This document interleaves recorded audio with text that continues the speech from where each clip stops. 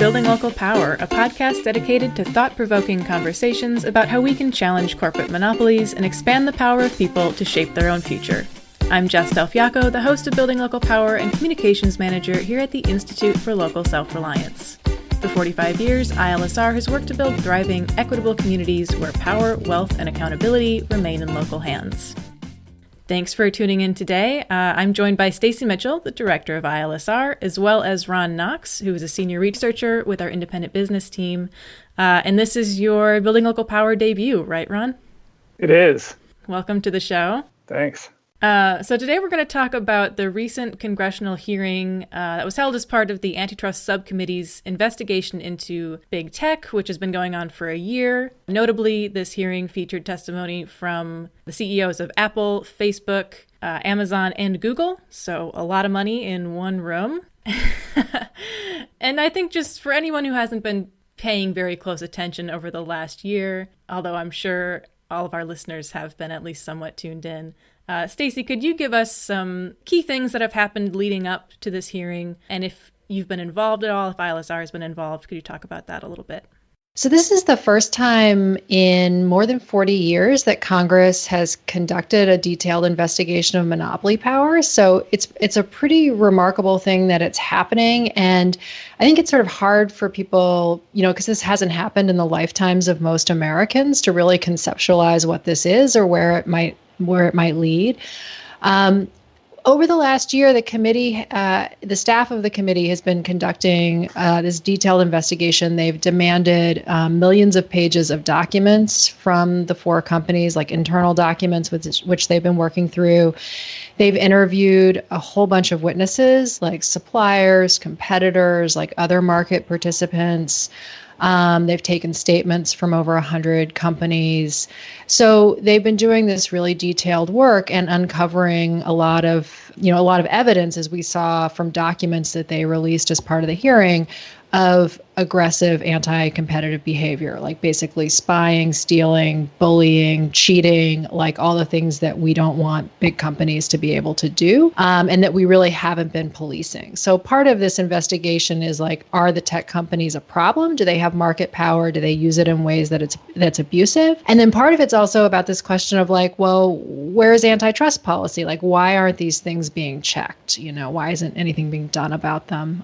So that's sort of where we are. And, it's interesting to watch. I think we really saw in the hearing that detailed investigation, the understanding of the business models in a lot of detail by members of the committee really paying off both in the quality of the questions and follow-ups that they were able to do, but also the fact that they are building a shared understanding. And I think some of them, have even seen their views on these issues shift as a result of actually having to grapple with that evidence. Yeah. Could we talk a little bit more about how, as you said, America took a few decades off of enforcing any antitrust policy. So is this like the beginning of maybe a shift back towards understanding how important that is and Congress understanding what they need to do there? Or is this the result of action that's kind of been building before? Where is the public's perception at, and Congress as well? I mean, I hope this is, the death knell for multiple decades of really bad antitrust policy and antitrust enforcement, right? So basically, starting in the 1970s, a group of legal scholars, politicians, lawyers, other folks who believed that capital and the corporate power should really rule above all else, gained influence and eventually took power and changed the nature of our antitrust laws from those used to defend open markets and a democratic economy to those used to defend and to permit corporate concentration and corporate bigness, right? And this was driven by the belief that bigger was better and that big, powerful corporations were more efficient and delivered lower prices for consumers and were ultimately better for society. What that project actually did, which one could argue was the true intent of the project and of that change in antitrust orthodoxy, was to concentrate wealth and power in the hands of a few dominant corporations and powerful people, and strip that wealth and power away from workers, away from independent small businesses, and away from the public at large. And unfortunately, that's what happened. So you look at this hearing, this congressional hearing, and I think anyone that watched it really got the sense that that's over now. and that this is Congress using, the power of all of its tools, its investigatory tools, its the kind of beating heart of the democracy to change, the pathway of our antitrust laws and antitrust enforcement, and to say, this is not going to fly anymore. And this was the people really taking back power in a substantial way. I think what was really interesting, I think that's totally right. And this moment is a product of activism by ILSR and other organizations, and sort of growing evidence that ideology that took hold, beginning in the 70s by both Democrats and Republicans to a large extent, that is really a failed theory of how we build a prosperous economy. So this hearing is both sort of a culmination of a lot of that realization and that activism to push monopoly issues back into the center of the conversation, and a big turning point that then lays the foundation, hopefully, for kind of a new stance. I think to Ron's point about sort of how the hearing possibly, we hope, kind of marked a different sort of posture between Congress and corporations, was that quite literally in the hearing, the posture of the committee members to these four incredibly powerful, wealthy CEOs was not one of deference. It had the feeling of a legal deposition, and it had the feeling of a courtesy. We've done a year's worth of investigation. We have found a lot of evidence of wrongdoing. And as a courtesy to you, we're going to let you have an opportunity to answer for some of that evidence. But this is not about you doing a public relations event. This is not about grandstanding. This is actually about us exercising our responsibility and our authority as the people's representatives over you. Nobody is above the law. And they demonstrated that in the tone, in the basic posture they took towards these four CEOs. And I thought just that part of the hearing was really effective. Yeah, I know all the commentary that I read was wow, they're asking real questions. We're really... Right.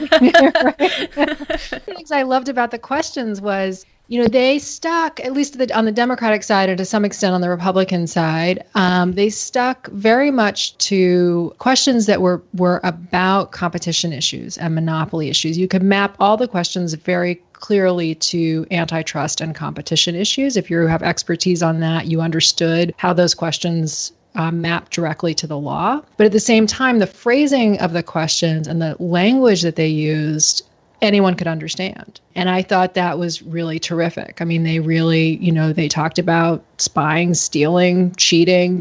These were the kinds of terms and concepts that they brought up in their questions. And so, for the public, which, has, because antitrust has been not really operational and existing in the shadows, most people don't really understand it or know how to talk about it. And this committee illustrated, here's what these concepts are about, here's why they matter, and here's how they connect to, everybody's lives and the well-being of our communities and our economy. Ron, there was something. No, I was just going to say, it seemed to me, just, an outside observer, that these extremely powerful, extremely wealthy men were in no way, shape, or form emotionally, spiritually prepared for what was about to happen. You know what I mean? I'm sure these guys go about their lives in places of great power where nobody questions their actions, and they're entirely, insulated from any kind of criticism. And then they show up on the Hill with these extremely smart, well-prepared, organized lawmakers who had done a full year investigation with 1 million documents or more ready to go. And they just weren't ready to deal with that. I thought it was so, and there were moments in the hearing where you could see this where I think the shock of what was happening resulted in some interesting honesty from some of the CEOs about their actual business practices and what they actually did. I thought it was so eye-opening when Jeff Bezos said that Amazon's focus when acquiring businesses is the targeted company's position in the market, right? That admittance to me it undermined any claim that Amazon is driven by some idea of innovation, or that it acquires companies because they'll complement Amazon's own offerings. The truth is that Amazon wants power, it wants market power, and it will get it by any means necessary, including through its mergers and acquisitions. And Bezos' testimony about the goal of its acquisition strategy really cemented that for me. And I thought that was such an interesting, he just admitted it. He just said it out loud. And I think it was because they have never faced this kind of critique before, never faced this kind of democratic power in their face before, like they did during the hearing. Yeah, I was imagining like a team of lawyers, like just off camera, or standing behind their computer, like shuffling papers around and like holding up notes, like stop now. Yeah. Quit talking. Yeah. Well, I mean, he did manage to get that feed shut off for like the first hour or so, right? I was joking online that he went outside and cut the cable to his house. Yeah. I think this is a good place to take a short break. When we come back, we can start talking about our latest research into Amazon. Thank you for tuning in to this episode of Building Local Power. If you enjoy listening to the show, we hope you'll consider making a donation to the Institute for Local Self-Reliance. Your support makes this podcast possible, and it allows us to produce the research and resources necessary to push back against concentrated corporate power. If you want to join us in returning power to local communities, please go to ilsr.org/donate. Any amount is sincerely appreciated. So one of the things that came up in the hearing was Congresswoman Scanlon mentioned our most recent report on Amazon, which you both worked on. So could we dig into that a little bit? I mean, it's all about basically how Amazon is exploiting sellers on their platform. So you can talk about kind of how that came up in the hearing and just how their dominance allows them to get away with doing that? So, I mean, Amazon's dominance as an online retail platform allows the company to act as a gatekeeper for huge swaths of the economy and commerce in the U.S. So for most major product categories, more than 70% of online sales happen on Amazon. And when that's the case, Amazon has the ability to say who wins and who loses, which products will be seen by Amazon's hundreds of millions of shoppers and which will not. So Amazon exploits this gatekeeper power by tying a small business's chance for success on its platform to that business's willingness to pay for all of these various Amazon taxes and fees. And so what we did with this report was we showed, I think, really for the first time, the extent to which Amazon taxes, this captured audience, this captured kind of group of companies that, because of Amazon's monopoly, because of its dominance, are forced to sell on its platform. Yeah, we called the report Amazon's Monopoly Toll Booth. And in effect, that's what it is. You've got this company, and this is the language that Congressman Cicilline, who chairs the antitrust subcommittee and more than anyone is really responsible for this investigation, he used this language of, all of these companies have gatekeeper power. Basically, they have got a hold on a market. In order to reach that market, you have to go through them. And that enables them to extract, from the businesses that depend on that pipeline. And so in the case of Amazon, we found that 5 years ago, its fees that it charged sellers on its platform were about 19%, so $19 out of every $100 that a seller earns.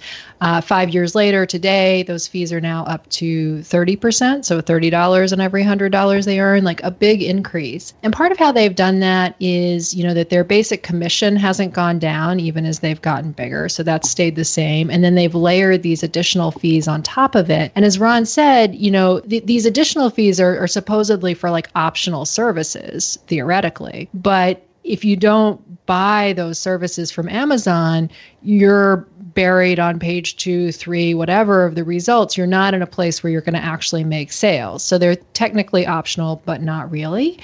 And, this fee revenue, a lot of people talk about how Amazon Web Services, AWS, their big cloud operation, is like Amazon's cash cow, right? Just to put it in perspective, AWS, and I agree, it's certainly a cash cow. Last year, AWS took in $35 billion in revenue.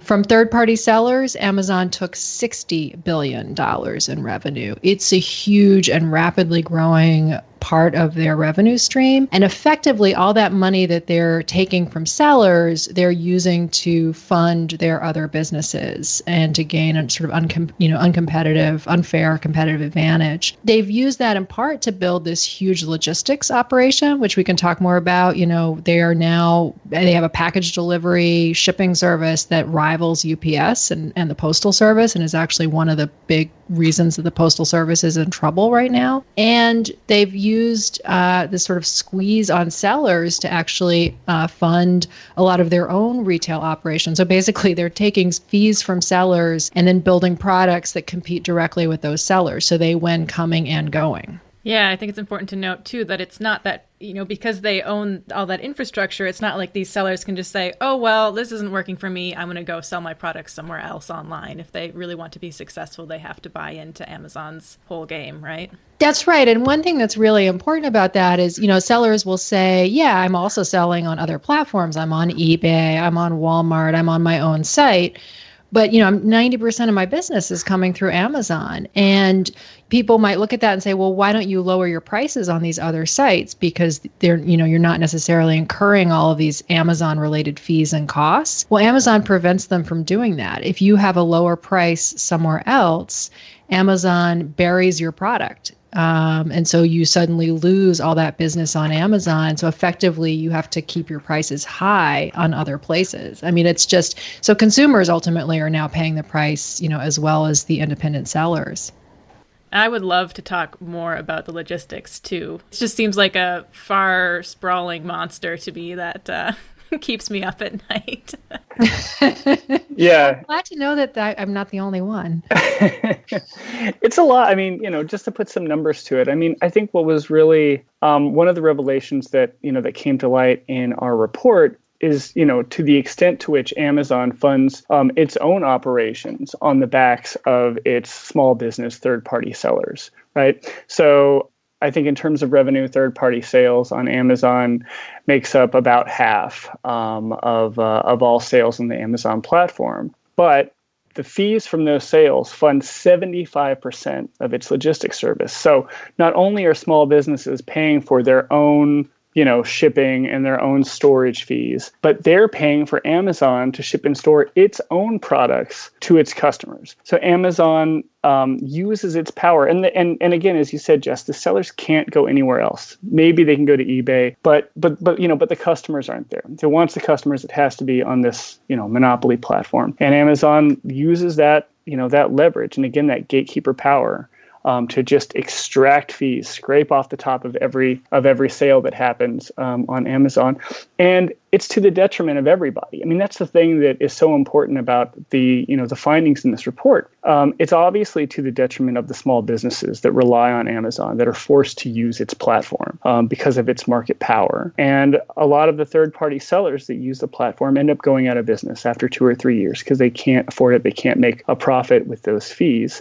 And it also, puts pressure on these sellers to raise their prices. So the funniest thing is that Amazon says, oh, we're so great for consumers. We're just here to serve our customers. But what's actually happening is that these third-party sellers are forced to put their prices up and up and up because that's the only way they can make a profit while still paying all of these exorbitant fees. I think what's shocking about Amazon in the logistics sector is that they have become this massive player in just a few years. I mean, it used to be that Amazon, they've been building warehouses now for a while. So they've got a lot of warehouses and facilities for storing and packing products, but they relied on other carriers, UPS, FedEx, the Postal Service, third-party couriers to actually do the delivery. And then just a few years ago, they decided, we're going to bring all that in-house and we're going to start doing it ourselves through our own contracted service providers and so on. And they're now delivering half of the orders on Amazon in, just in a matter of a few years, this huge explosion. And for the big, huge e-commerce parcel market, they now are on par with UPS and FedEx, basically, in terms of size. They've slightly overtaken the Postal Service.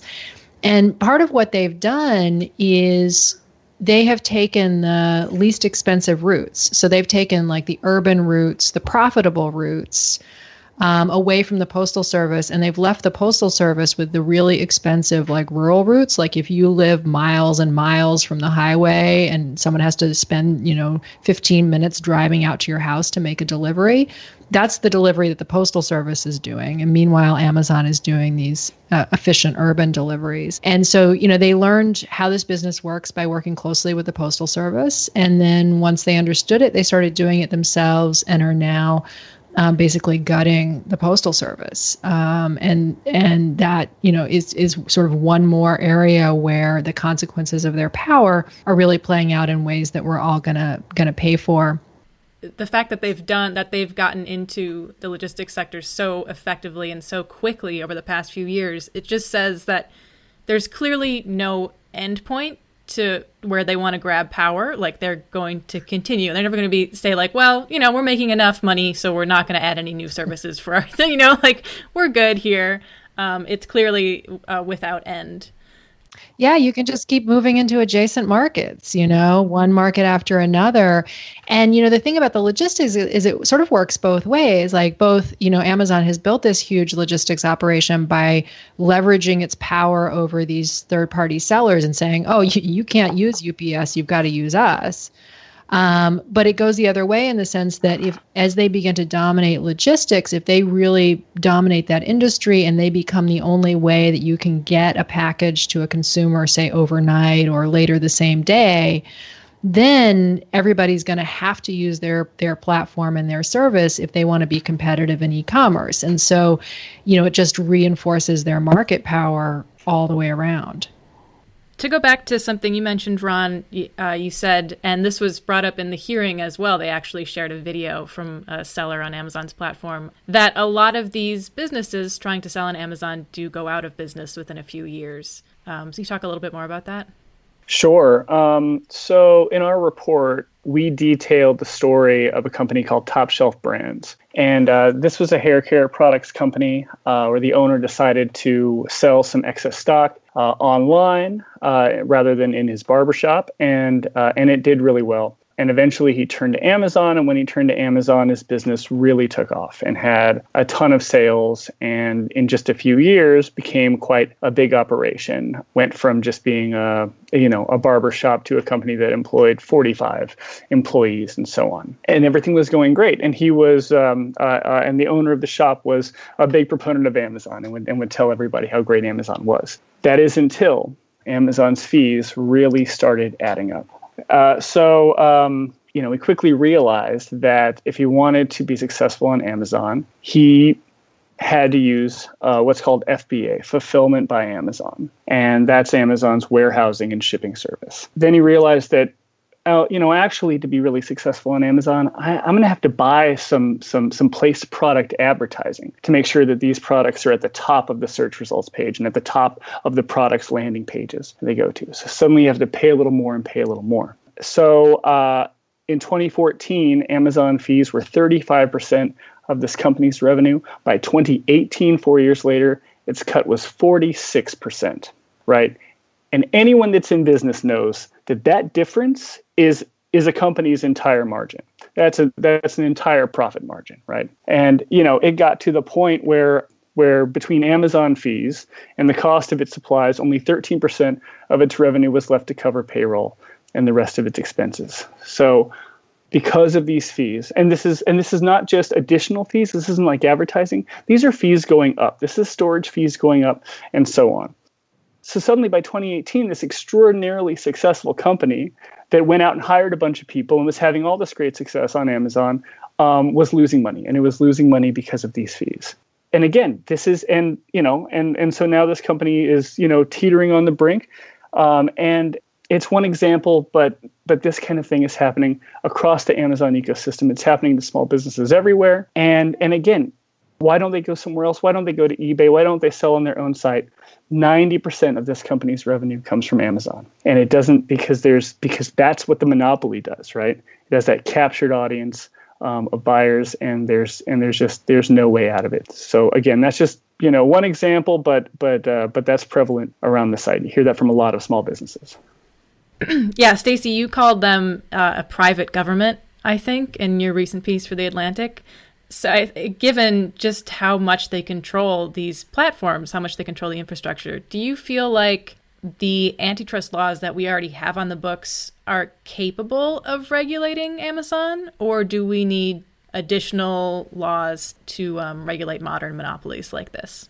Yeah, it's a great question. And yeah, I described Amazon as a form of private government, and that was a theme that also came up in the hearing. And I think there's sort of growing consensus that we should recognize these big tech companies in that way. In the case of Amazon, it's basically deciding the rules of the market, who can participate on what terms. I mean, it's running how commerce works. And that really is a function that should be in the hands of a democratic government, right? And not in the hands of Amazon. So, how do we address this? On the one hand, our antitrust laws are very strong. And I think in theory, if you look at the laws as they are written and as they were originally designed, they are strong enough to address the problems of the tech platforms. That said, the case law, like the court decisions that have been made around the laws for the last 30 or 40 years in response to this ideological shift that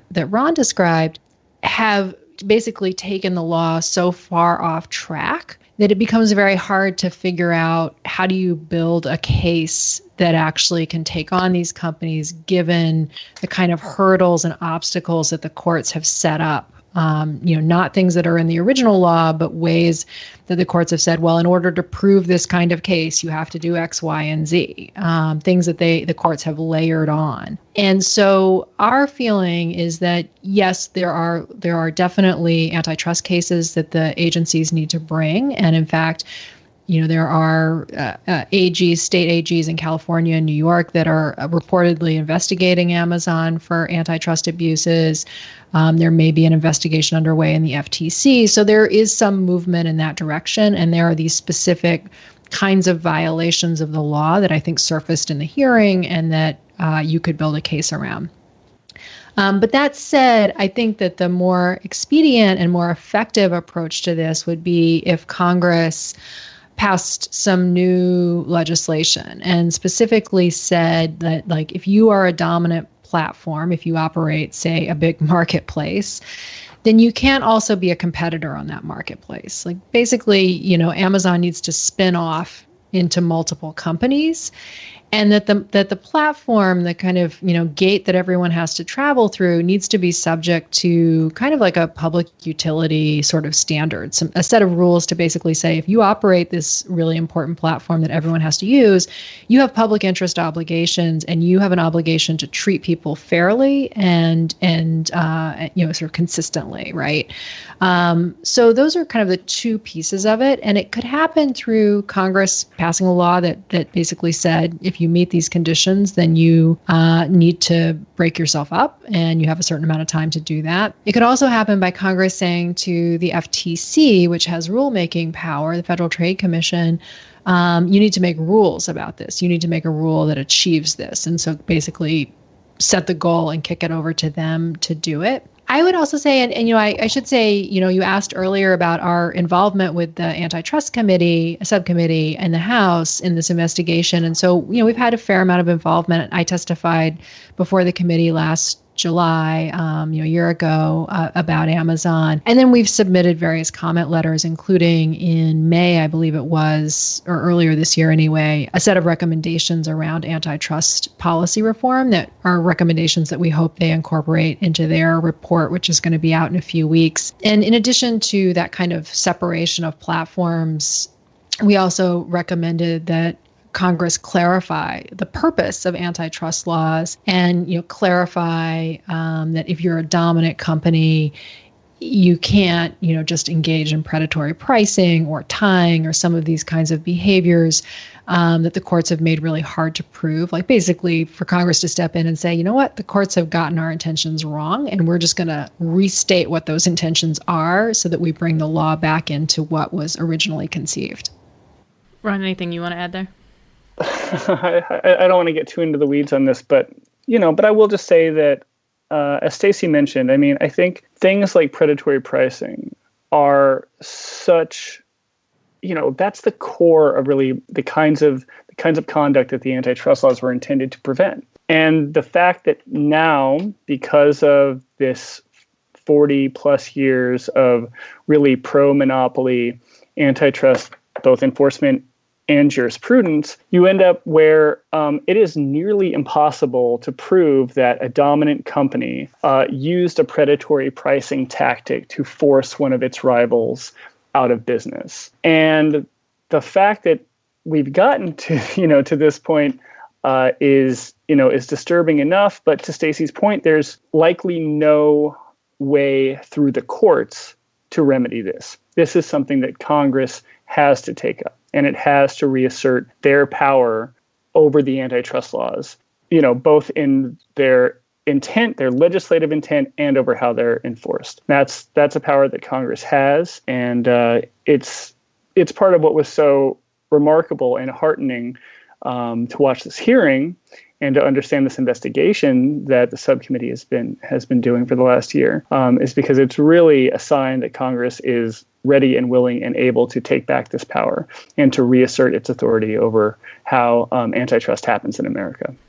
Yeah, my closing question is basically, what can we expect next? We'll have the report from the subcommittee in September. And then what? If Congress is retaking this power, what should we look for next? Well, I'm really, I think what the report says is really important, and we're certainly, we've been doing meetings with the offices of the members of the committee this week and next week. So we really are hoping for a strong report that lays out the evidence that we got a glimpse of in the hearing and lays it all out, and then also offers some strong recommendations about what needs to happen. Because I feel like this report is going to set the stage for, the framework for what could then happen next.